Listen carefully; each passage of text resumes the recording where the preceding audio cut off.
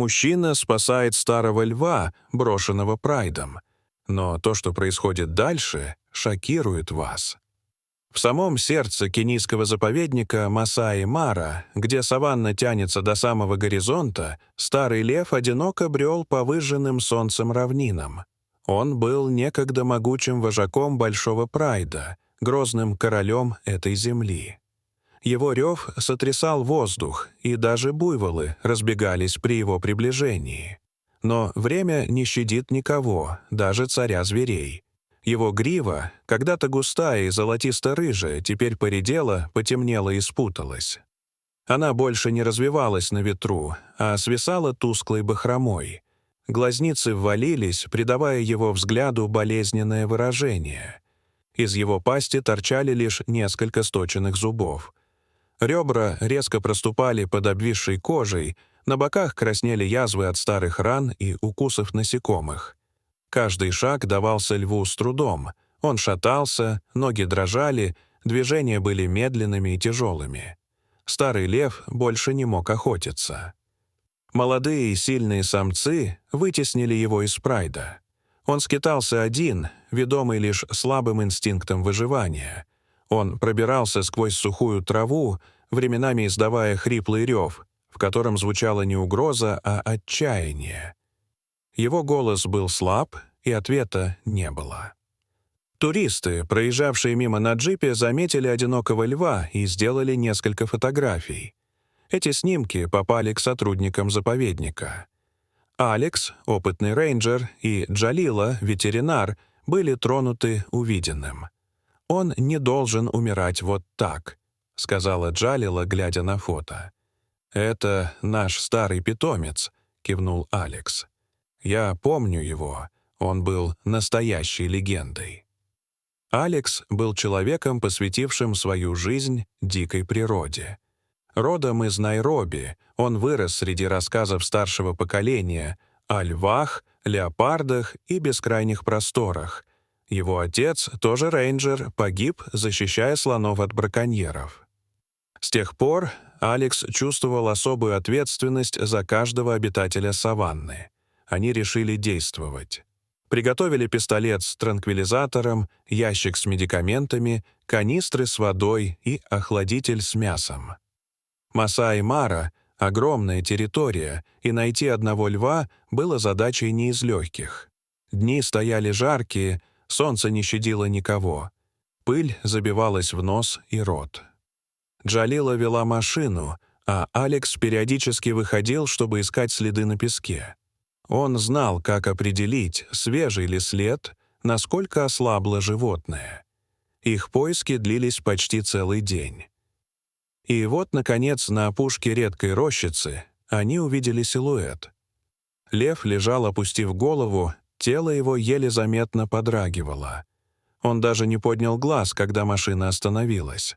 Алекс поднял ружье, но Джалила остановила его жестом. «Подожди, смотри на него. Он даже дышит с трудом». Они решили подойти медленно, без резких движений. Джалила держала в руках мясо, издающее сильный запах. Алекс шел рядом, готовый прикрыть. Лев слегка приоткрыл глаза, учуяв запах. Он фыркнул, слабо пошевелился. Но когда Джалила осторожно положила мясо рядом, он вытянул шею и попытался укусить. Сила была на исходе, но инстинкт подсказывал — нужно есть. Пока лев сосредоточенно ел, с трудом пережевывая мясо из-за стертых зубов, Алекс аккуратно, почти незаметно для животного, сделал подкожную инъекцию поддерживающего препарата. Мышцы под его шерстью на мгновение вздрогнули, и он издал едва слышное рычание. Не от боли, а скорее от неожиданности. Однако животное не прекратило трапезу, лишь чуть отстранилось и вновь погрузилось в процесс еды. Это было добрым знаком. Инстинкт доверия перевесил страх.